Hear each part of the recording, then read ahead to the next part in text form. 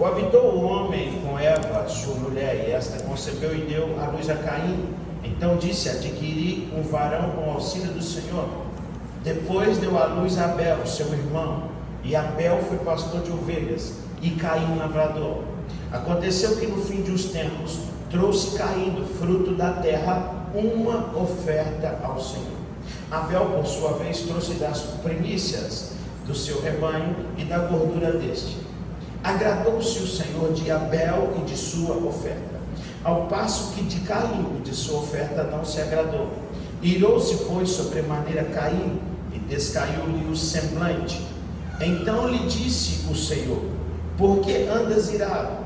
E por que descaiu o teu semblante? Se procederes bem, não é certo que serás aceito. Se todavia procederes mal, eis que o pecado jaz à porta. O seu desejo será contra ti, mas a ti cumpre dominá-lo. Então estou falando agora de um assunto pós-queda, pós-expulsão de jardim. Não sabemos o tempo exato, se 20, 25 anos. Sabemos que um tempo de silêncio de Deus passa. Agora 2 filhos do mesmo pai, vivendo na mesma casa, passando pelos mesmos ensinos. Eles foram fazer uma oferta ao Senhor. E eu quero que você dê uma pausa na sua cabeça nesse nome oferta, porque eu quero lhe dizer que o segredo não estava no que eles estavam dando, mas o segredo estava em quem estava dando. Guarde isso no seu coração. Dinheiro não convence Deus. Coração sim. Vou repetir isso para você de novo. Dinheiro não convence Deus. Você não pode comprar nada de Deus, mas o seu coração pode conquistar muita coisa da parte de Deus. Quando o seu coração estiver voltado para Ele, para a vontade dEle, eu queria que você observasse o texto, fazendo aqui uma exegese, fazendo aqui um aprofundamento. Ele não rejeita a oferta, ele rejeita a pessoa. A oferta vai ser rejeitada por causa da pessoa. Ao passo que Deus aceitou a Abel e a sua oferta, ao passo que rejeitou a Caim e a sua oferta. A oferta foi rejeitada por quem estava entregando, e ela foi aceita por causa do outro que estava entregando. Então nunca foi o que está na tua mão, sempre foi o que está no teu coração. E aí foi um erro que a igreja cometeu, porque a igreja ensinou a mostrar para Deus o que está na mão, e a igreja começou a colocar que o que está na sua mão determina quem você é. E tem gente com coração ruim, com coração que não está no reino, com coração que não crê em Deus, com coração que não é grato com Deus, dando ofertas. E eu vou te dizer uma coisa, eu não posso falar daqui, porque eu não sou pastor daqui, mas na igreja que eu estou pastor, tem ofertas que entram lá, que Deus não a recebe. Tem pessoas que dão oferta generosa, mas Deus não aceita. Aquele dinheiro a gente paga a água, paga a luz, a gente é obediente. Afinal de contas, o dinheiro que entra na igreja é para manter a igreja. Afinal de contas, o que vem é porque Deus, você há de convir comigo que outro dia, isso só acontece lá onde é que eu estou, pastor. Uma pessoa disse para mim que esse negócio de dízimo não existe mais. Aí eu falei, tá. Mas aí Deus veio, mandou o filho dele para morrer, edificar uma igreja. Essa igreja estabeleceu, ela espalhou pelo mundo, ela está espalhada em todos os lugares, onde você não imagina tem igreja. E ele colocou uma igreja que não vai se sustentar, ele criou algo para quebrar. Ou ele mandou pegar o dinheiro do governo? Não. Ele mandou fazer uma venda, um comércio? Não. Deus não é burro. Quando você fala que Deus não preocupa com dízimo, que dízimo não deve estar na igreja, por favor, você está falando que Deus é burro, porque Ele plantou uma igreja que ela vai daqui a pouco amanhã tomar dinheiro emprestado e ficar aqui pedindo esmola. Não, irmão, ele deixou a madeira disso. Então existem coisas que mantêm cada coisa em seu lugar. Vamos lá. Tem um princípio que você acabou de ler aqui agora, que protege a sua casa. Tem uma oferta que você acabou de ler agora, e às vezes a gente passa por cima dela e não percebe que ela protege a nossa casa. Olha o verso de número 7. Se procederes bem, não é certo que serás aceito? Se todavia procederes mal, eis que o pecado jaz à porta. Essa palavra jaz é poder, sobrepõe, domina.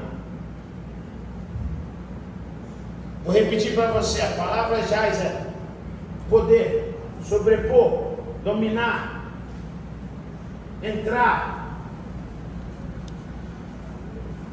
Se você não fizer isso, sua casa vai ser visitada por isso. E cabe a você agora a resolver esse problema, a dominar isso. Cabe a você agora enfrentar. Lendo esse texto, eu descobri que tem uma oferta que protege a minha casa. Ela não tem outra missão a não ser proteger a minha casa. Talvez alguém te ensinou essa oferta aí. Quem já ouviu falar sobre primícia? Levanta a mão. Aí fizeram o culto da primícia. Aí falaram assim: traz uma lata de óleo, um pacote de arroz, um açúcar. Não, isso não é primícia. Isso é ajuda ao pobre, a porção do pobre. Daqui a pouco eu vou lhe mostrar que isso é uma porta e uma oportunidade para você prosperar muito. Mas para proteger a sua casa, só tem uma oferta na Bíblia que protege a sua casa. Olha, deixa eu te contar uma coisa. Eu nasci no lar evangélico, desviei desse caminho. E deixa eu dizer aqui para os papais aqui: ensina teu filho no caminho. Não é no caminho, é no caminho, né? Isso na Bíblia está dizendo. É caminhando do lado, ensinando com exemplo. Ou é ensinando falando, vai lá. Ou é, você entra na direita, desce, pega a rotatória e vai. Né? Mas no é dizendo: vem cá que eu vou lhe mostrar. Nós vamos descer, dar a volta na rotatória e continuar. Ele mandou ensinar com uma vida com exemplo. Meu pai não era crente, minha mãe era. Minha mãe dava exemplo. Minha mãe levava ele para a igreja. Eu sou batista desde que sou batista.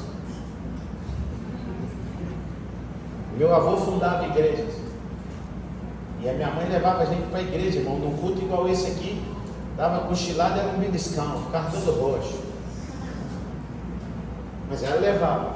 O dia que eu pude decidir, aí deixa eu dar um conselho para a igreja: nunca feche um grupo para as pessoas não entrarem. Porque eu estava numa igreja que tinha lá os jovens, e os jovens não permitiam entrar, porque não era do agrado deles. Aí eu saindo da igreja, passando de frente a um bar chamado Jovenas, aí um cara grita lá do outro lado: ei, amigão! Falei: ó, rapaz, o cara me chamou de amigo. Aí eu fui lá ver, aí lá eu tomei o meu primeiro copo de cerveja. 15 dias depois eu fumei o meu primeiro cigarro. 3 semanas depois já não ia para a igreja mais. Depois eu fui para as drogas, eu me desviei. Na realidade, não tento fazer as contas, eu reconciliei 42 vezes, não me julgo por isso. Ele me aceitou de volta. Então deixa eu te falar uma coisa: Deus tem sempre uma oportunidade para quem quer consertar. E por estar numa igreja, eu sabia de tudo, irmão. Eu conheci minha esposa, ela estava desviada. Eu fui lá no mundo buscar ela. Essa mulher custou caro, quase que eu perdi a salvação. Porque ela era católica, com a sonha romana, do pé roxo. Nós trabalhávamos juntos no lugar, a gente ia almoçar, e a gente ia para uma igreja lá no centro de BH, chamada São José. Ela entrava lá, ficava ajoelhando, eu ficava sentada na porta. Aí um dia ele estava no bar, todo mundo bebendo, eu também, né, irmão, estava desviado, fumando, bebendo um conhaque, cerveja, e começou uma discussão de igreja na mesa. Você é de onde? Eu sou ateu. Eu sou católico. Você é o que? Eu sou espírita. Eu sou crente. Sou lá da primeira igreja batista do Bairro Serrano. Inclusive eu canto no coral. O povo começou a rir de mim. Rapaz, quando você sabe de onde você é, você nunca vai negar. Sabia que eu estava ali um prazo. Eu voltei. Mas por que eu estou lhe contando isso? Eu passei a minha vida toda sem ouvir falar sobre primícia. E o dia que eu ouvi, eu aprendi uma coisa. Eu leio, pesquiso, entendo. E faço.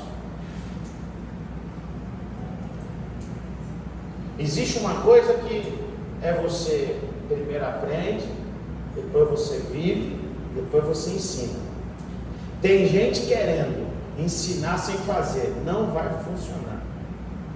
Então, quando eu fui a um congresso, eu aprendi sobre primícia, porque até então eu tinha sido ensinado o seguinte: primícia é trazer uma lata de óleo para a igreja, vai ter um culto que nós vamos trazer um alimento, uma cesta básica. Nananina, não.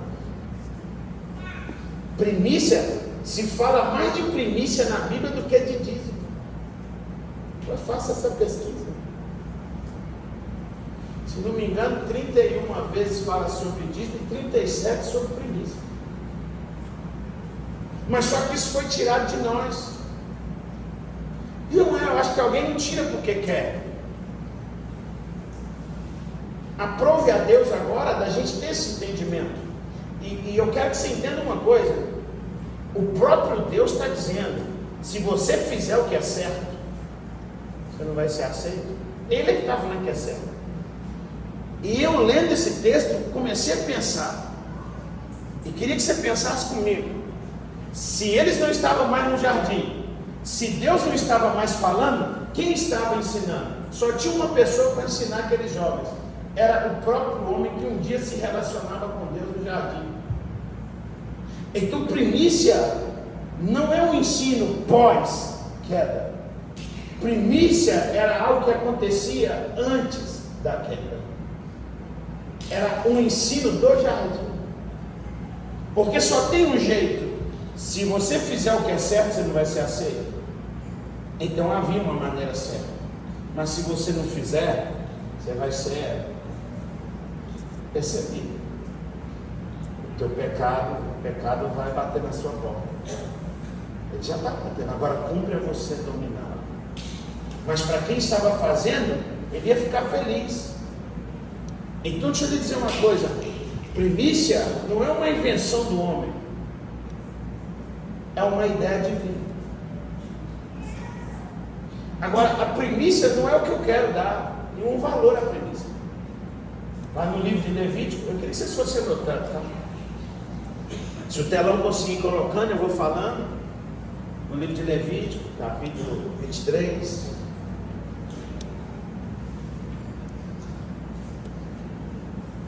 Levítico 23, 9.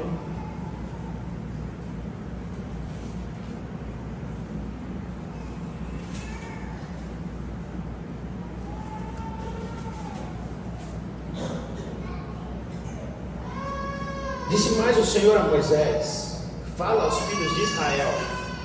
Aí deixa eu só, não tem como eu passar ali sem tentar lhe dar uma explicação. Porque a primeira coisa que nós, no nosso entendimento, refutamos esse texto, ou qualquer texto que está dizendo fala aos filhos de Israel, é porque talvez nós não entendemos qual é o nome que está escrito ali. E aí a gente precisa entender uma coisa, até para que você saiba isso: todo nome que tiver essa junção é elo, no começo, no meio, no fim, tem Deus inserido nele. Por exemplo, o nome Daniel, Dan, juiz, El, Deus, né? Israel tem uma empresa aérea que chama Elal, El, Deus, Lau, voando com Deus. Se você vai em Israel, você vai trocar os seus dólares por uma moeda chamada shekel. Shek, dinheiro, Deus, dinheiro de Deus. Samuel, Sam, ouve, El, Deus, Deus me ouve. Rafael, Rafa, cura, El, Deus, Deus que cura.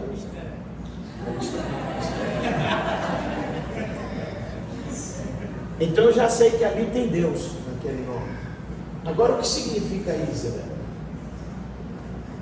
Ísera significa voltando. Então aquele nome é voltando para Deus. Fala aos filhos que estão voltando para Deus. Por que você aceitou Jesus, irmão? Eu sei, a igreja hoje prega assim: cara, vão lá na igreja que seu casamento vai melhorar. É ou não é? Eu estou falando alguma mentira, irmão? Aqui, vamos lá na igreja que esses problemas vão resolver. Quando a gente deveria dizer para a pessoa assim: vamos lá que eu vou lhe apresentar um Jesus que vai te devolver para o Pai. Afinal de contas, foi Ele quem disse no livro de João, capítulo 14, versículo 6.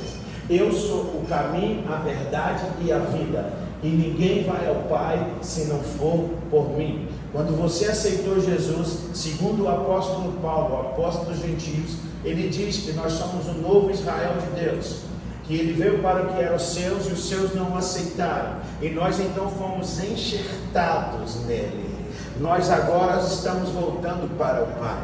Nós somos os gentios, querido. Nós não somos judeus. Gentio significa não judeu. Eu e você não somos judeus. Eu sei que tem aqueles mais extremistas que eu vou pesquisar o meu sobrenome para ver se eu tenho. Deixa eu te dizer, você não é. Você é gentio. Mas Ele te amou.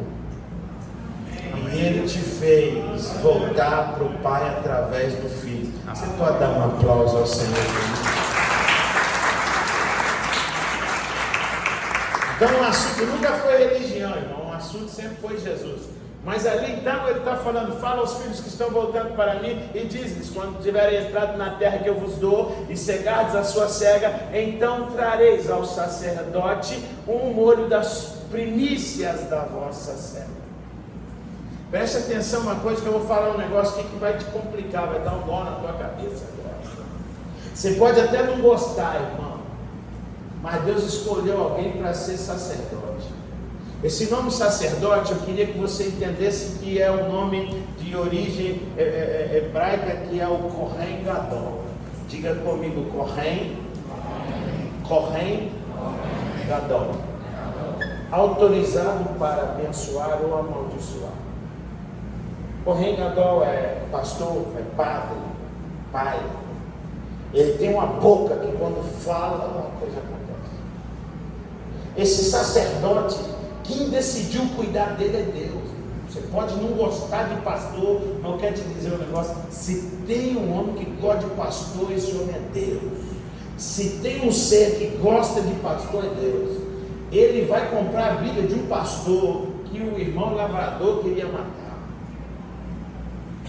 Ele ama tanto pastor que quando ele enviar o filho dele, não avisou para ninguém, mas para os pastores ele mandou um coral de anjos cantar e anunciar que o filho dele estava vivo.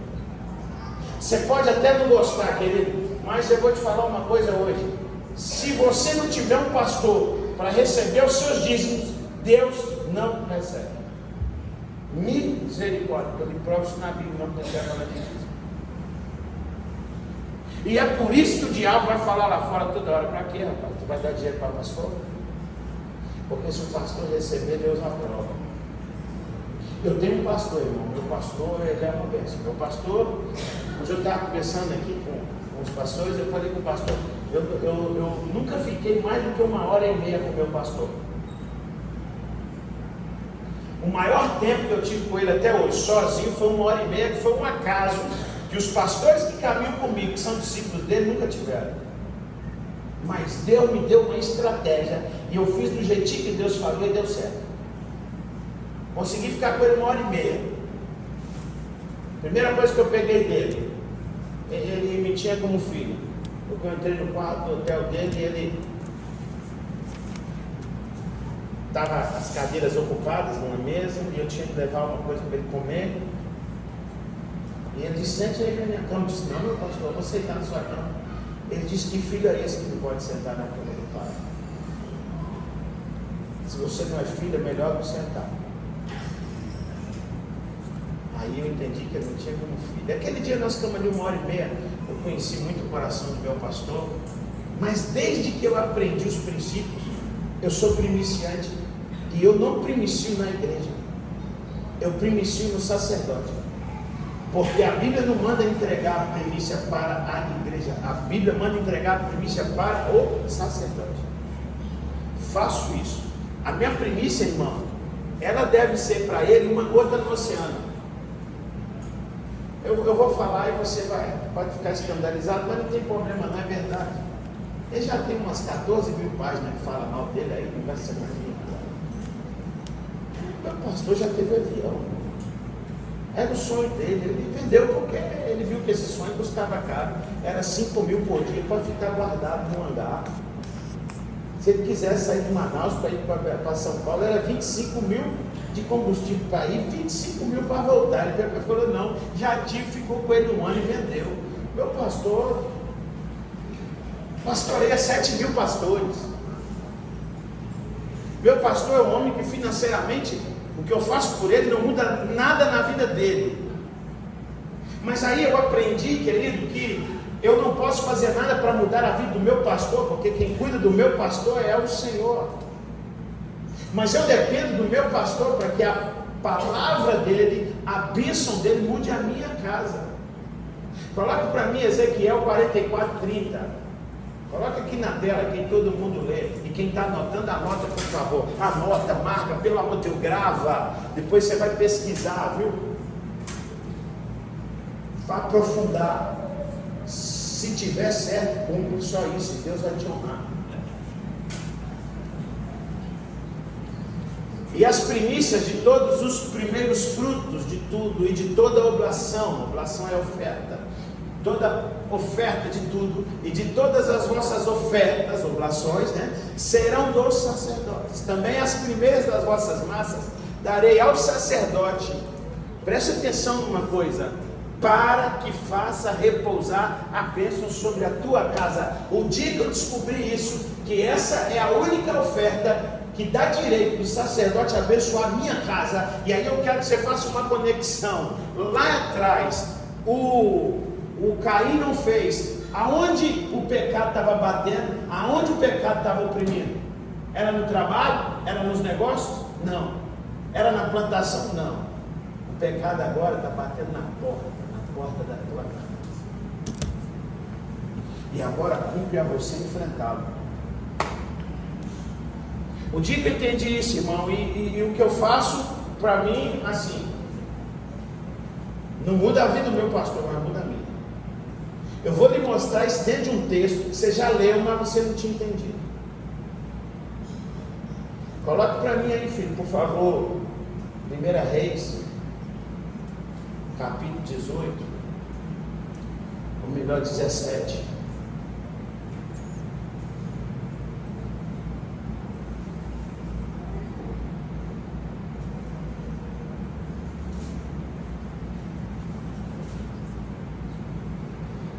Reis, capítulo 17, versículo número 8.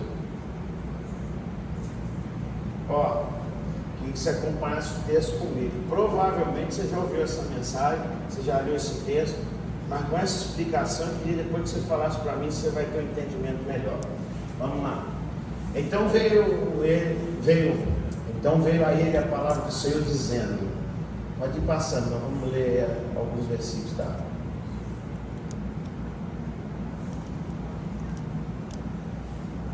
Levanta-te e vai para Sarepta, que é de Sidom, e habita ali. Eis que ordenei ali a uma mulher viúva que te sustente. Pode passar. Então ele se levantou e foi a Sarepta, e chegando à porta da cidade, eis que estava ali uma mulher viúva apanhando lenha. E ele a chamou e lhe disse, traze-me, peço-te num vaso um pouco de água que eu beba, um pouco de água que beba. E indo ela trazê-la, ele a chamou e lhe disse, traze-me também agora um bocado de pão na tua mão. Porém ela disse, vive o Senhor teu Deus, que nem um bolo tem, senão somente um punhado de farinha numa panela, e um pouco de azeite numa botija, e vês aqui, pode passar, e vês aqui, e Elias, volte lá, talvez eu não leio não. Porém ela disse, vive o Senhor, tá, beleza, faltou um restinho ali, né? Ali, rapaz, será que eu li errado esses anos todos? Eu fiquei preocupado, não é possível que o Senhor me trouxe aqui em Palmas para clarear uma visão. Apanhei 2 cavacos e vou prepará-lo para mim e para meu filho, para que o comamos e morramos. Presta atenção, querido. Dá uma pausa aí. Preste atenção que essa mulher tinha um decreto na casa dela. Na minha casa tem uma miséria, tem uma escassez, e eu e meu filho agora só temos um decreto familiar. Na minha casa nós vamos morrer, porque na minha casa não tem mais nada. Pode passar agora, que agora vai. E Elias lhe disse: não temas, vai, faz conforme a tua palavra, porém faz dele primeiro para mim um bolo pequeno, e traze-o aqui, depois farás para ti teu filho. Então diga comigo, primícia. Ele não pediu ela tudo, ele falou: você vai fazer um bolo pequeno. Você há de convir comigo que o bolo já não era grande, porque 2 cavacos não vai assar um negócio assim lá, extraordinário. Ele falou: não, você vai trazer uma parte para mim, primeiro você vai me dar. Imagina a Globo pegando essa reportagem: profeta safado come a comida da viúva pobre.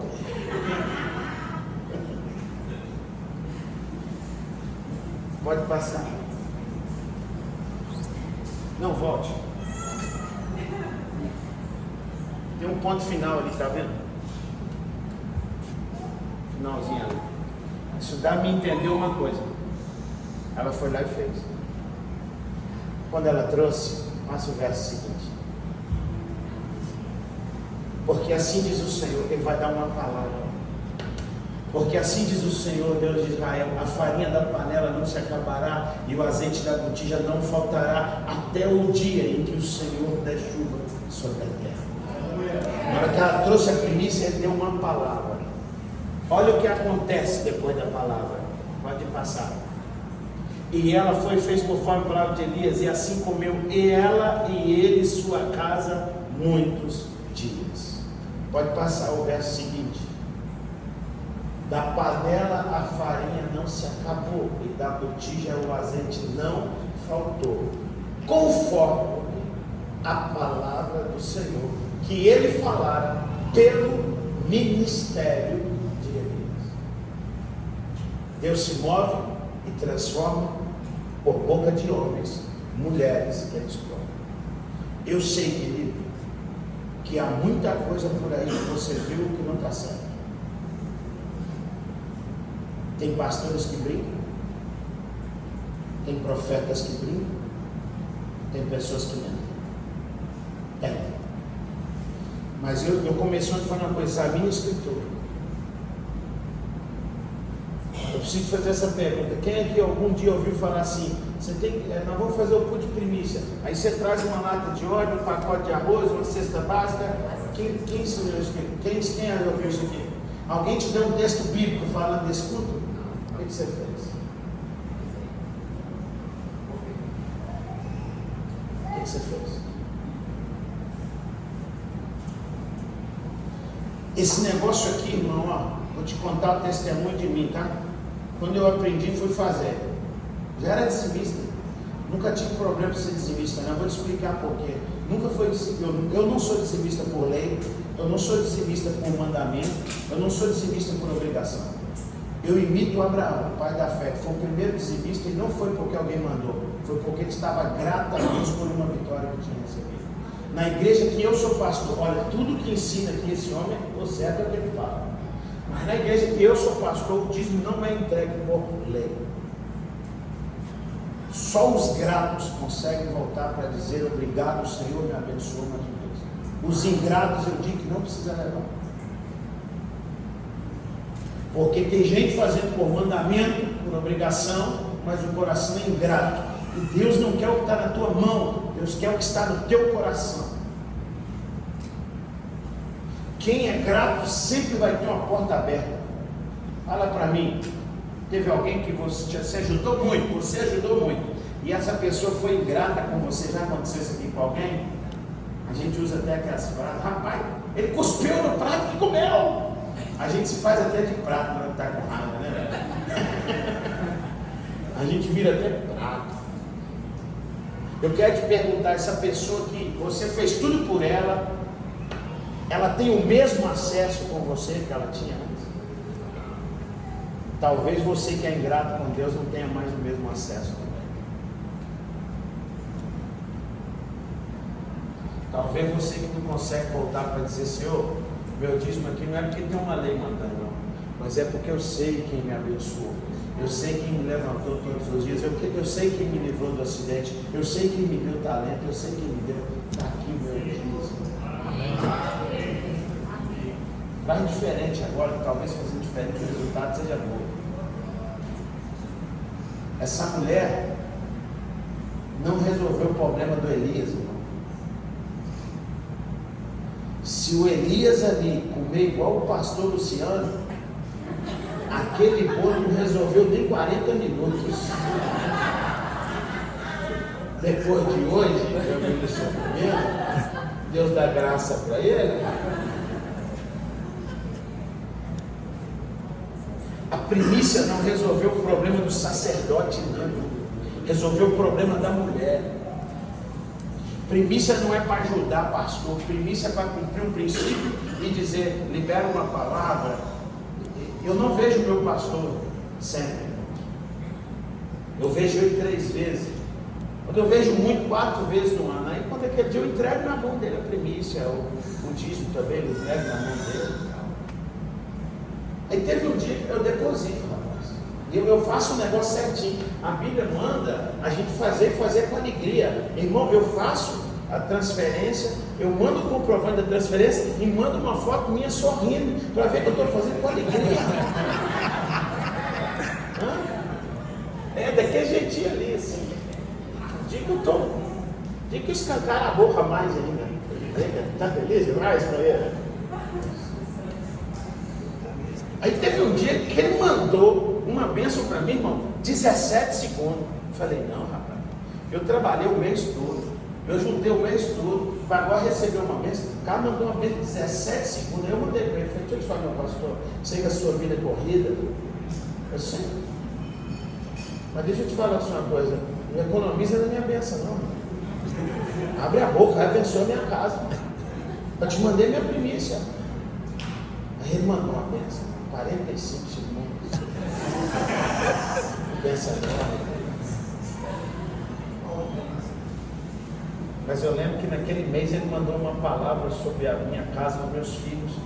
E o meu filho de fato teve uma grande porta aberta. Foi o mês que ele começou a trabalhar com Wesley Santos. Meu filho, aí ele fala sonoplasta, ele fica doido. Meu pai, para com isso, pai, para. Sou técnico de som. Então, tem um cara que chama Eduardo Costa, um cantor aí. Esse cara queria levar meu filho para a estrada de qualquer jeito. Meu menino é bom no que faz. Ele chegar para arrumar, ele agora está trabalhando um tal de Samuel, não sei das quantas aí, e aí com não sei quem, mas ele trabalha mesmo com Wesley Santos, que é um cara crente, homem de Deus, e não vai levar ele para o lugar errado. Filho de pastor. E naquele mês ele deu uma palavra que Deus ia guardar os meus filhos. E eu estava orando a Deus, irmão. Eu falei isso com o meu pastor. Eu falei, Deus, eu não quero que esse cara, esse Eduardo Costa, é promíscuo. Meu filho vai ter que viajar com ele, porque ele tem que trabalhar. O cara é casado. Dá alguma coisa para ele. Naquele mês, o Wesley Santos foi numa reunião informal lá na igreja. Numa segunda-feira, 9 horas da manhã, era um negócio chamado A Mesa lá, que tem de alguns amigos. E aí meu filho arrumou um som para ele lá na igreja. Aí ele chegou para mim, começou a conversar e falou, chefe, deixa eu levar teu filho. Falei, pode. Aí todo dia está na igreja. Todo dia está na igreja. Deixa eu lhe dizer uma coisa, você pode acreditar ou não acreditar no que eu estou ministrando, estou usando a Bíblia, e talvez você possa discutir com a Bíblia, talvez seja daqueles, não a Bíblia arcaica, né? A Bíblia antiga. Não, a Bíblia diz que não. Talvez você está na ideia da Xuxa, precisa mudar a Bíblia, modernizar a Bíblia. Beleza, a inteligência artificial já está fazendo isso, fique tranquilo. Você vai ter uma Bíblia do jeitinho que você quer. Eu não sei se ela vai dar o resultado que você espera. Eu vivi isso. Eu já vivi meses assim de estar apertado.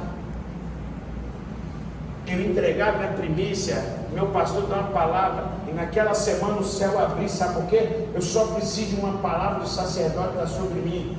Aí eu sei, irmão, tem gente dizendo aqui, eu vou dar dinheiro para pastor. Você está louco? Rapaz, quando você estava na droga, você dava dinheiro para traficante, não achava ruim.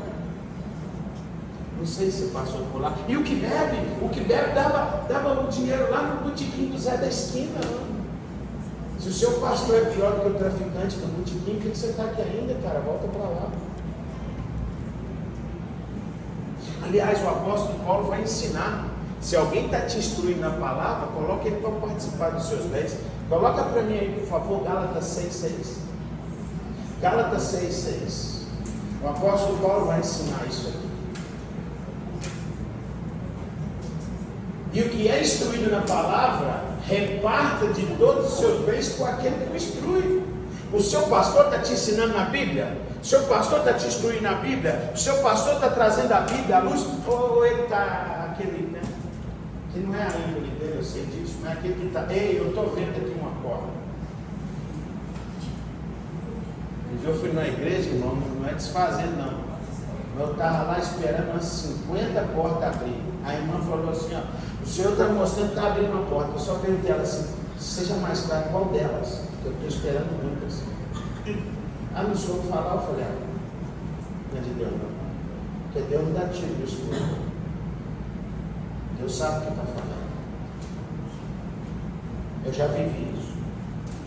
Contei para os seus pastores, em 2006, eu fui expulso da convenção Batista Mineira, porque estava na visão sendo lá no modelo dos 12.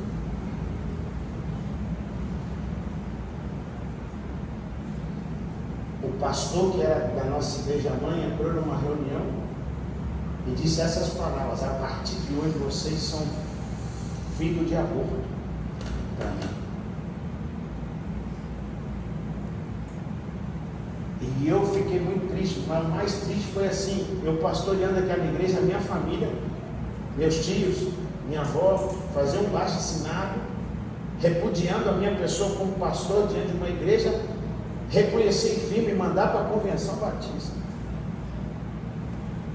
Eu entrava para o quarto e chorava, só que eu tinha um grupo de 50, 60 pessoas que eu não podia largar. Aí entra uma pessoa na igreja para pregar, evangelista, virou para mim e falou: por favor, pastor, ajoelha aqui porque eu tenho uma palavra para lhe entregar. Eu falei: rapaz, esse cara mandando ajoelhar. Sabe que hora que eu vi que ele tinha princípio bíblico? A hora que ele colocou a mão no meu ombro e falou: colocarei a mão no teu ombro porque sou evangelista e tu é pastor. Não posso pôr a mão na sua cabeça. O cara está pautado. E ele começou a falar: assim diz o Senhor, eu vi a sua lágrima lá no quarto, tu e da tua esposa, e lá no teu quarto vocês disseram assim, assim, assim. Para saber que eu sou Deus, daqui a 6 meses eu lhe farei pisar em outra nação. Aí eu disse: amém, irmão. Você falaria amém também? O meu amém foi preparado de falar. Existe um amém que você está crendo e um amém que você está irritado. Amém, preparado. Foi 6 meses depois, a primeira vez que eu fui em Israel, uma igreja que estava pagando um aluguel de R$550, pagou 14 mil para me levar para Israel em uma noite. Porque uma mulher levantou no meio da igreja e disse: Deus vai te levar, Deus vai levar o meu pastor a Israel. Quando eu estava lá em Israel voltando, estava contando isso para eles ontem, eu começo a conversar numa mesa, 14 horas de conexão no aeroporto,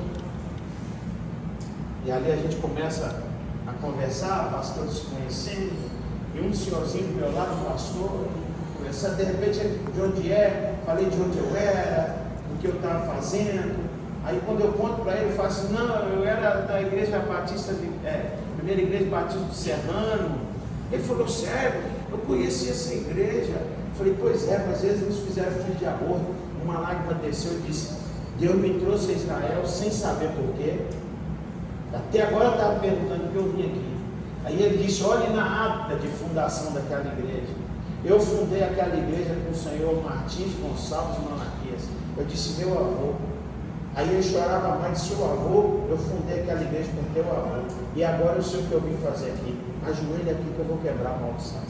Eu joelhei lá do outro lado do mundo, onde Deus usou um profeta para falar aquele negócio. Então eu acredito em profecia, mas ela tem que estar pautada com a palavra de Deus.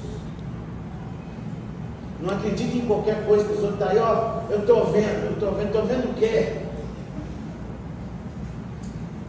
A irmã, todo dia, Rafaela, eu vi essa noite a igreja desabando no meio. Rapaz, aí o outro dia faz, eu vi o teto da igreja caindo. Eu falei, Jesus, será que esse cultura aqui está? Foi um dia eu falei, irmã, para de jantar antes de dormir. Eu falei, só está me dando problema com essa barriga cheia aí. Sabe por quê, querido? Deus não fica brincando com essas coisas, não. Deus tem a palavra dele para você caminhar nela. Salmo 119, verso de número 105. Lâmpada para os meus pés é a tua palavra, ela é luz para o meu caminho. Então, não fique ouvindo, está na Bíblia? Então, beleza, eu vou fazer porque está na Bíblia. Está na Bíblia não? Vou fazer não. Aí a gente vai num lugar e fala assim: se você der teu carro hoje, sua vida vai mudar. Não, irmão, Deus não quer isso não. Deus não é negócio não, Deus é princípio. Primícia é um princípio. Todos os meses eu pego o meu recurso. Eu não pego meu recurso, né, irmão? Eu dou palestra, coach, treinamento, para liderança, eu vendo livro, faço outras coisinhas aí, uns investimentos assim daqui e dali. Então tudo que chega da minha mão, a primeira coisa que eu faço, eu tiro a premissa. Você quer o sacerdote abençoar minha casa? Qual é o valor de uma premissa simples? Quer ver? Coloque para mim aí Levítico. Vê se é isso mesmo. 23, 9 e 10. Levítico 23, 9 e 10. Falou o Senhor Moisés dizendo, pode seguir. Fala aos filhos de Israel, quando entrar na terra quando houver na terra que eu vos dei, o que de dar, fizer da sua colheita, então trareis um molho das vossas primícias da vossa cela ao seu pastor. Simples. Simples. Quantos dias tem um mês? Quantos dias tem um mês? Não, vamos lá. Quantos dias tem um mês? 30. Tem alguém que trabalha de CLT, carteira assinada? Quanto o mês tem 31, você ganha mais? É 30. Agora pega comigo aqui. Pega o que você ganha, divide por 30, você encontrou o valor da premissa. Vou fazer uma conta simples aqui. O cara ganha 3 mil por mês. Não, salário baixo. 30 mil.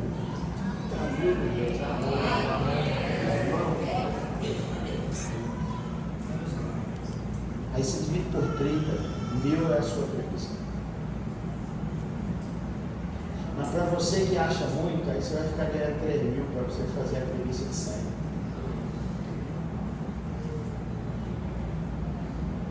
Porque tem gente dizendo assim, se Deus me der mais, eu vou mudar. Deixa eu lhe dizer uma coisa, se Deus lhe der mais, você não vai dar conta de tirar. A vida toda eu fui dizimista, irmão. Teve um dia que aquela mulher bondosa, generosa, minha sogra, deixou uma herança para nós, que Deus a minha esposa, uma mulher sábia, edifica a casa, pegou a herança e falou assim, a metade é tua, meu marido. Eu já estava esperando que se não desse, ele dar na justiça. Que eu peguei o meu dízimo e minha primícia. Na época, irmão, eu tinha um paliozinho. O paliozinho valia 6 mil, para mim. Qualquer um que olhasse, faz uns 4.500. O carro da gente sempre vale mais da gente. Eu peguei meu dízimo e minha primícia, dava um total de 8.700 e poucos reais.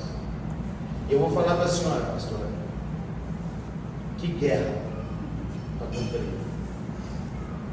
Que guerra para cumprir. Esse dia eu entendi que com todo o treinamento. Eu nasci no lar evangélico, toda vez que eu fui dizimista, eu estava no mundo usando droga, eu recebia o meu salário e tirava o dízimo. Eu tinha um temor nisso, eu tinha um ensino, eu fui ensinado, eu fazia, e naquele dia eu vou te falar que você teve uma guerra, tinha um lado, eu acho que é o demôniozinho mesmo, igual que a gente vê nas propagandas, de um lado o espírito, do outro o demônio. Você não entrega, o outro entrega, eu estava quase ficando louco. Eu digo, vou logo lá entregar antes que eu falhe, antes que eu venha falhar, por causa da guerra.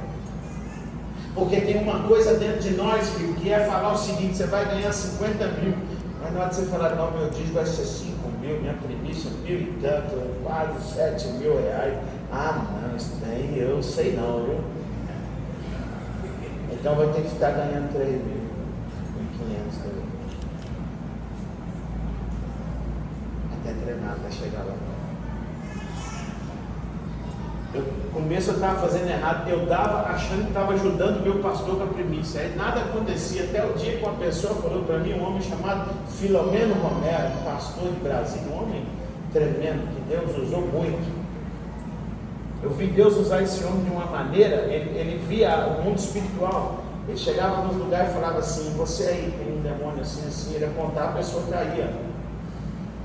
E eu me lembro que eu estava no culto que ele estava pregando, pastor, e ele acabou o ofertório, irmão. O pessoal da igreja fez o ofertório, passou a palavra para ele. Ele falou assim: Deus quer uma oferta de 6 mil de uma pessoa. Irmão, era muito dinheiro 6 mil naquela época. E naquela igreja era fácil, porque tinha muito empresário, tinha muita gente que possa. Veio algumas pessoas correndo na frente, eu olhava e falava: não, não é você não, não é você não. De repente saiu um senhorzinho lá do fundo. Eu me lembro até hoje tirando o talão de cheque do bolso. Assim. E ele ficou olhando para o moço parou no altar e começou a preencher o cheque. Ele falou assim: filho meu, por que me obedecestes? Eu estou curando a sua esposa agora, que está lá no hospital, com câncer, naquela cama faz terminal. Amém, aleluia. O Zezinho preenchia aqui, ele chorava. O legal é que o Filomeno Romero foi embora. Mas 7 dias depois, a esposa dele estava lá na igreja testemunhando, porque aquele dia ela foi curada, subiu todo o câncer dela. Você acha que Deus pode curar o câncer? Amanhã eu estou lá na igreja, a pastora Marina, pastor da nossa igreja, que descobriu o câncer, nível 5, metástase. Está lá testemunhando agora domingo, porque não tem mais nada. Documento antes, documento depois da ciência, sem saber explicar o que aconteceu, porque já estava enraizado. Você pode dar um aplauso ao Senhor. Deixa eu perguntar uma coisa: Deus queria os 6 mil daquele senhor? Não, queria o coração dele. Deus quer a sua primícia? Não, Ele quer que você reconheça que você tem um sacerdote. Porque quando você pega a primícia, você coloca a primícia, aí eu vou ensinar uma coisa aqui: não bota a primícia no gasofilaço não. A primícia você entrega aqui na mão do pastor, e na hora que você entregar a ele, espera ele com a mão na sua cabeça e profetizar na sua casa.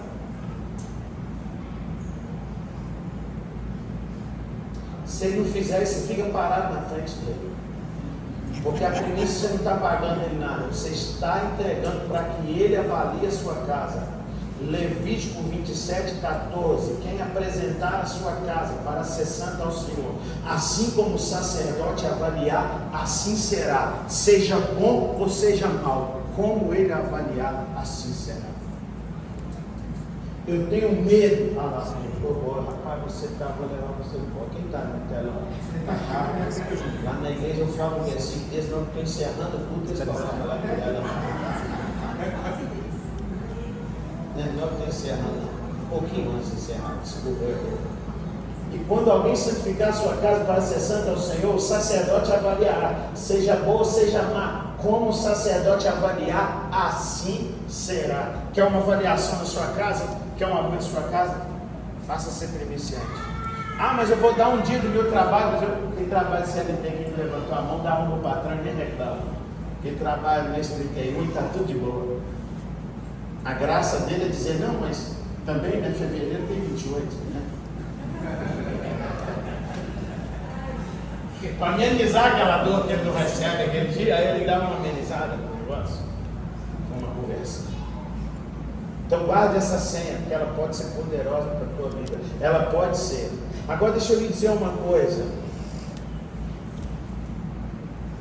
Aquela mulher, o que aconteceu com ela depois? Uma cidade em crise, porque não estava chovendo. Meu irmão, a terra estava seca. O irmão falou que hoje dá necessidade de uma boa chuva aqui no terreno. Imagina que foram 3 anos e 6 meses sem chover, num lugar que é deserto. A cidade estava em crise, mas a casa dela estava tendo problema, porque a casa que tem uma avaliação de um sacerdote. Irmãos, se você não confia na voz do seu pastor, procure uma voz que você confie.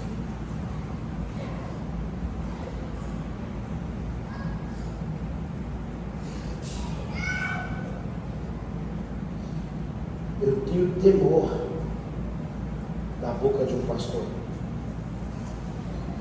porque eu já vi pastor na raiva amaldiçoando pessoas e depois essas pessoas sofrendo, porque a palavra seja boa ou seja má, assim como ele falar, assim vai ser. Então, a primícia é um princípio que abençoa a sua casa. No livro de Provérbios, capítulo 3, versículo 9 e 10. Honra ao Senhor com os teus bens e com a primícia de toda a tua renda. Pode passar. E com a primeira parte de todos os seus ganhos.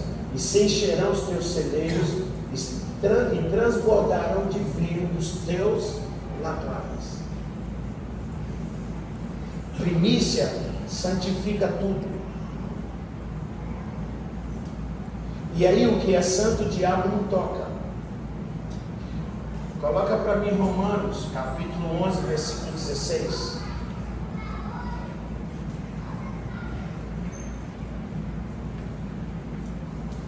E se as primícias são santas, toda a massa o é. Se a raiz é santa, também os ramos o são. Então vamos lá. Quando eu tiro a primícia do dinheiro que eu ganho, entrego ao sacerdote, a minha renda fica santificada, porque ele avaliou. E o que é santo, o diabo não toca. Simples assim. Então primícia protege casa. Agora vamos falar de outra coisa aqui, que é um assunto muito debatido aí, e dá tempo ainda, nós temos meia hora. Por que ser dizimista? Eu posso lhe explicar o dízimo em todas as esferas que você quiser. E você tem inúmeros motivos, ou vários motivos, para ser. Mas você tem um também para não ser. Você pode escolher. Eu vim de uma igreja que quando eu aprendi sobre dízimo, você dá o dízimo, senão o diabo devora tudo. E a gente devolvia dízimo com medo do capiroto. O capiroto pegar nossas coisas. A geladeira vai queimar. A geladeira já estava velha, cara. A geladeira ia queimar mesmo. Eu não quero ser advogado do diabo aqui, por favor. Mas nem tudo é culpa dele, né? Ele já estava pegando, já era agora. Aí o cara não era dizimista, e o pastor já dava aquela aproveitada, viu? Tu não foi dizimista, aí o diabo destruiu toda. Dízimo, ele pode ser por lei. Sim. Aonde está o dízimo na lei? Vamos quebrar algumas coisas que talvez você já ouviu aqui. Não, senhor. O dízimo foi Moisés que colocou, que era para tratar da tribo de Levi. Dízimo não é para nós não, é para aquela época. Deixa eu te falar uma coisa. Dízimo não foi iniciado naquela época. Moisés precisava de administrar, porque agora ele tinha que viver um negócio muito louco, irmão. Vai estudar os 40 anos do deserto como foi. Se a nuvem movia, tinha que desmontar tudo. Vai estudar o que eles tinham para desmontar, como era o tabernáculo. Você tem ideia, era pano de linho finos brancos no meio do deserto e não podia ficar sujo não. Tinha que ter gente 24 horas com aspirador, ó. Não tinha aspirador não. Então, sei lá, esplanando.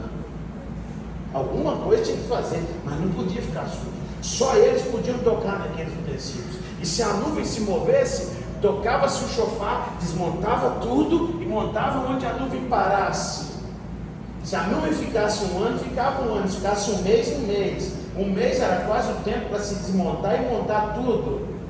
Então não importava, Deus mexeu, tinha que se mover. Então Moisés tinha que ter pessoas específicas para isso. E Deus queria uma tribo para isso. Então o dízimo daquela época ficou como para manter a tribo de Levi. Mas não foi Moisés que começa o dízimo. E aí que está o grande erro. Porque algumas pessoas dizem assim, o dízimo é da época da lei. Não. Dízimo não é da época da lei. Dízimo é antes da lei, nasce o dízimo. A primeira referência de dízimo que nós temos não está relacionada à lei, não está relacionada a mandamento, não está relacionada a repreender devorador, está relacionada à gratidão. Abra a tua Bíblia aí no livro de Gênesis, capítulo de número 14. Gênesis, capítulo 14, versículo de número 18.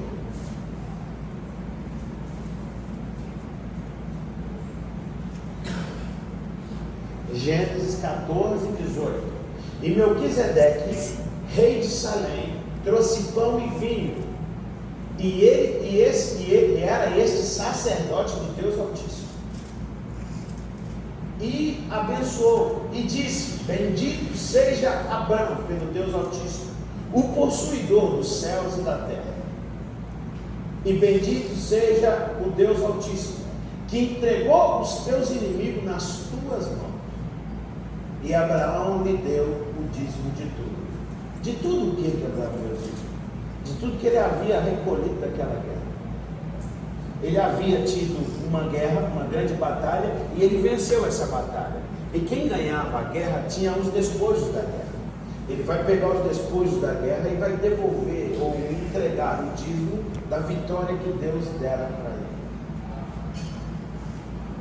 Você consegue observar comigo que o primeiro dizimista na face da terra, ou pelo menos relatados para nós, não foi porque tinha uma lei, não foi porque era um mandamento, mas ele deu porque ele havia tido uma vitória.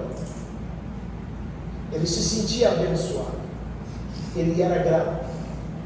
Se o seu dízimo é por lei, eu quero te dizer que as suas consequências também virão pela lei.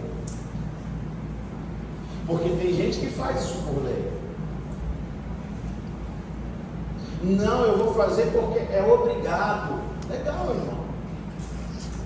Tem gente que tem esse entendimento, eu sou obrigado a dar, né? Porque afinal de contas, lá em Malaquias, capítulo 3, versículo 10, está escrito: trazei todos os dízimos à casa do tesouro, para que haja mantimento na minha casa. Eu me preocupo com a casa do Senhor, então eu me sinto obrigado a fazer, porque eu me preocupo com a casa do Senhor. Que legal, isso também é top. Trazer todos os dias à casa do tesouro.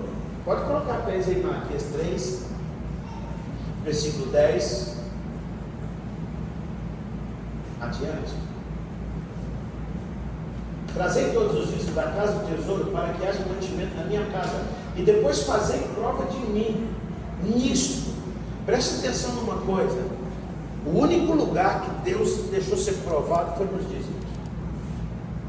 Se é dizimista, fique tranquilo, prova Deus.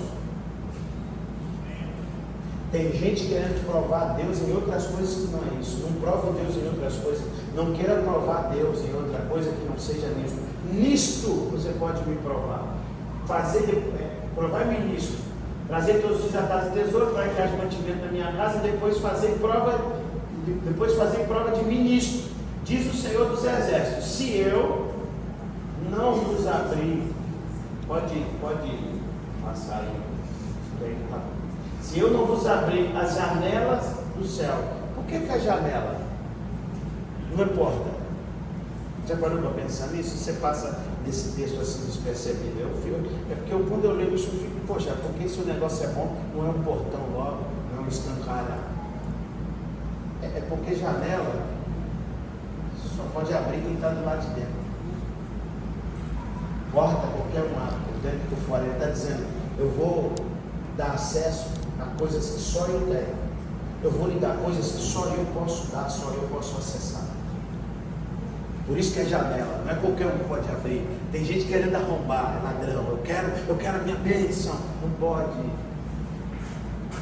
Aí você pega uma pessoa, irmãos, que estava lá na igreja, no ministério que eu estou quebrado, finalzinho de 2020, começo de 2021, e ele decidiu fazer tudo isso que eu estou lhe falando. Ele disse, eu vou devolver o dízimo por gratidão. Se o Senhor me der vitória, eu vou te dar gratidão. Se o Senhor me der vitória, se o Senhor me abençoar, eu vou ser fiel. Aliás, o primeiro dizimista foi por gratidão, o segundo foi por aliança. Antes da lei. O Senhor pode provar isso? Posso. O primeiro foi esse moço, Abraão. Depois foi o neto dele. Bota para mim aí, Gênesis, capítulo tanto, versículo santo.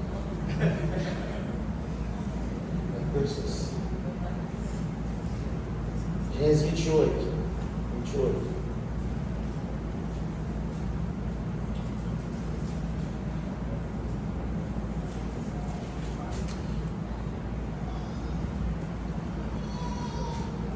Você deve ter ouvido falar muito mal desse cabra, né? Jacó.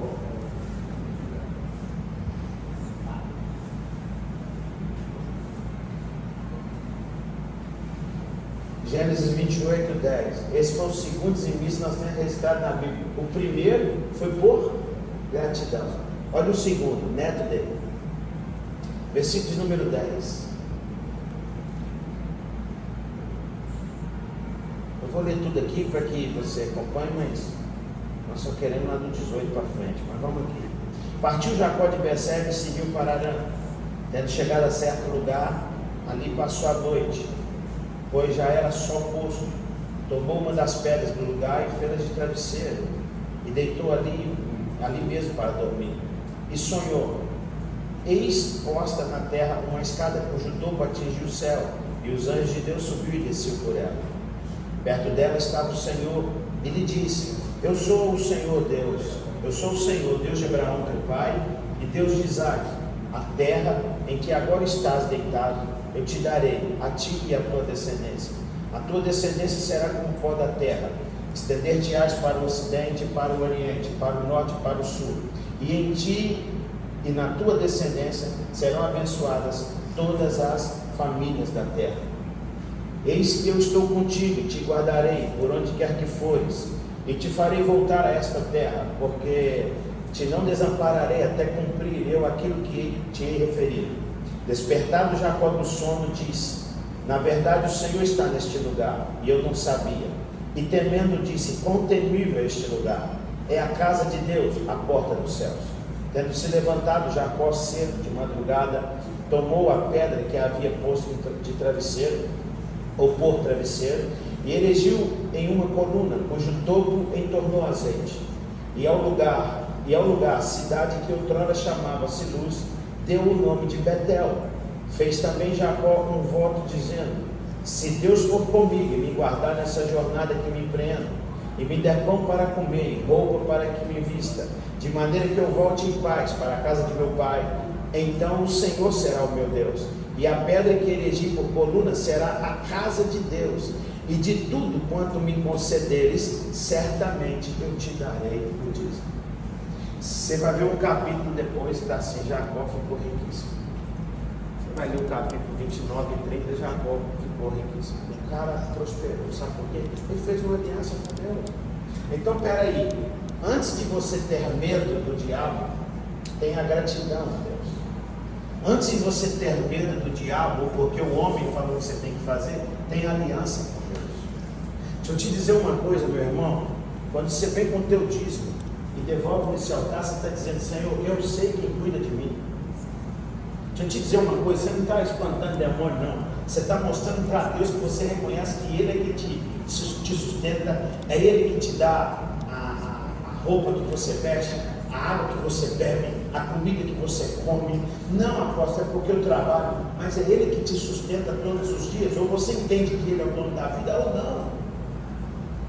Porque eu não posso servir um Deus que não é um Deus superior, soberano. Eu não posso servir um Deus, eu não posso isso. E aí, mas o que tem a ver o dinheiro com isso? É porque você pega a sua vida e trabalha. Você sai de casa de manhã e passa o dia, você estressa, você sua, você cansa, você tem guerra. Você faz isso tudo que você é apaixonado pelo que você faz? Não. Você faz isso tudo que você troca a tua vida por papel que nós chamamos de dinheiro, que agora está plástico e está eletrônico. Certo? Aí você chega na casa de Deus e fala: Senhor, eu te amo, a minha vida é tua. Não, a sua vida você trocou ela por dinheiro. Quando você traz o dinheiro no altar, é a sua vida que você está colocando no altar, ou parte dela. Mas eu não concordo em dar 10% para a igreja ou dar 10% para Deus. Tá bom. Quem aqui já aceitou Jesus? Diga amém. Amém. Quando você aceitou Jesus, você levantou a mão, né? E disse: Senhor, eu reconheço que o Senhor é meu Salvador, né? Talvez eles não te explicaram isso. Hoje eu vou te dar a explicação lógica do que aconteceu. Se você não tem Jesus aqui, hoje é o dia de você resolver isso aqui e sair daqui com Ele, hein? De uma forma mais bem explicada. Entrega a tua vida para o Senhor. Quem quer entregar a vida do Senhor hoje? E quem estava desviado quer voltar, e a pessoa levanta a mão. Que dia, que momento tremendo, né, irmão? Tem hora que você nem viu, o Espírito Santo moveu, você levantou o braço, quando você viu já tinha ido. Já era. Diga para a pessoa que está do seu lado: já era. Lembra que eu contei para vocês lá no início que o primeiro Adão nos entregou para a morte? Você se tornou escravo, querido. Você se tornou prisioneiro de um erro daquele homem lá, porque a mulher não resistiu, deu para ele também não resistiu, comeu daquele fruto que umas pessoas que falam que é a maçã, não tem nada disso. Eu encontrei uma dona que não come maçã, que ela disse que era a fruta do pecado. Eu falei: sangue de Jesus tem poder, Deus. É muita ignorância dentro de um corpo só, não tem base isso não. Um homem foi condenado à morte. Quando eu aceito Jesus, eu tenho duas coisas que eu fiz, irmão. Eu reconheci o processo da redenção e eu aceitei o processo da salvação. Então vamos lá, o que é redenção? Vou precisar de duas pessoas aqui. Vem cá, você está com a cara de entende comigo que com o olho também está com fome? Não, vou orar para o senhor. Tirar um chip também. Vem cá, Jó, você está de braço cruzado, cara mais tímido assim. Vem você de Rio Grande. Você de lá. Você. Vem aqui, ó. Em Rio do Rapaz. Vou tentar te explicar isso aqui de uma maneira, um teatrinho, ok? Como é que é seu nome? Danilo? O seu? Vamos do irmão. Você não é chato igual meu irmão, não é? Graças a Deus, viu, William? Que Deus te abençoe. Luciano. Vamos imaginar que o Danilo, tempos passados, se acontecesse o processo de redenção dessa maneira, tá? Danilo estivesse devendo muito dinheiro para o William, e o Danilo não pudesse pagar, não conseguisse pagar, o William tinha o direito de escravizar os filhos, os bens e a família, e tudo que esse homem tivesse. Você quer que eu lhe dê um texto bíblico para você entender isso? Uma mulher vai desesperada do profeta, está lá no livro de 2 Reis, capítulo 4. Ela está desesperada porque os credores estão batendo na porta e vão levar os filhos dela como escravos. Ela tinha uma dívida. Se ela não pagasse aquela dívida, ela tinha a obrigação de entregar. Dependendo da dívida, ela e a casa, tudo passava a ser do William. O Danilo não pagasse, ok? Está dando para entender até aqui? E o William teria o direito de escravizar o Danilo, a casa dele, os bens dele, enquanto ele quisesse, até pagar a dívida. Te ensinar uma coisa. Algumas pessoas tinham uma dívida tão grande, que quando terminava a dívida, elas já tinham constituído dentro daquela fazenda, daquela escravidão, ela tinha constituído filho, neto, até bens ali trabalhando para aquela pessoa, e ela decidia não deixar mais de ser escrava. Quando ela não queria mais ser escrava, sabe o que ela fazia? Eles tinham que ir até um juiz e colocar um pendente no nariz dizendo: eu decido continuar escravo. Toma cuidado quando você pendurar o negócio no nariz, você pode estar fazendo a coisa espiritual, você sabe o que é. Pois bem,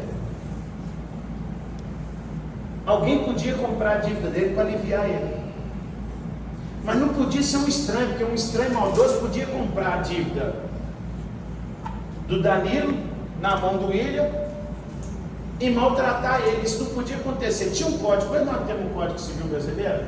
Naquela época tinha um código de Nuse, tem outros lá também, mas depois você vai dar um Google, não agora. Código de Nuse, e vai ver como é que é.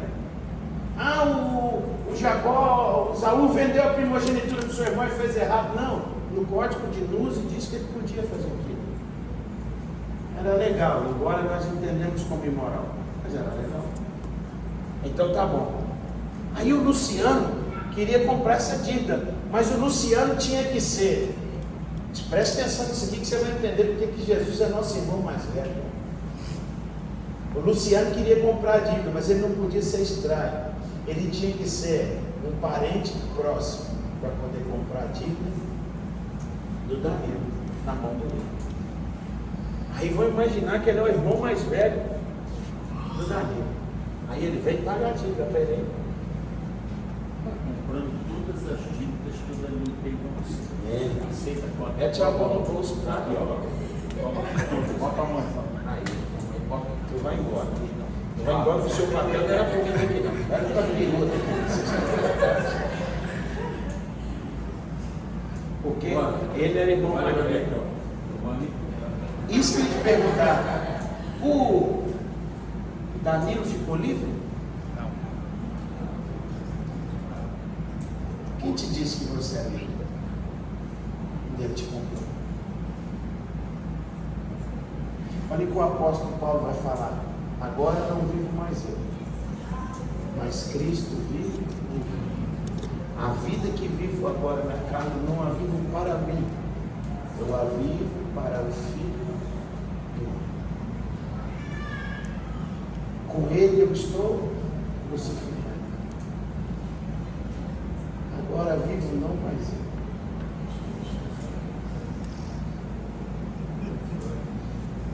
Olha para mim, partindo desse pressuposto aqui, se essa vida que você entregou para Jesus não é sua, deixa eu te dizer uma coisa, você nunca deu 10% para Ele, Ele é que te deu 90%, porque os 100% que você respira, é Ele que te dá. Você pode dar um aplauso ao Senhor? Amor, tranquilo, não diga o irmão mais não, você riu, você vem aqui também.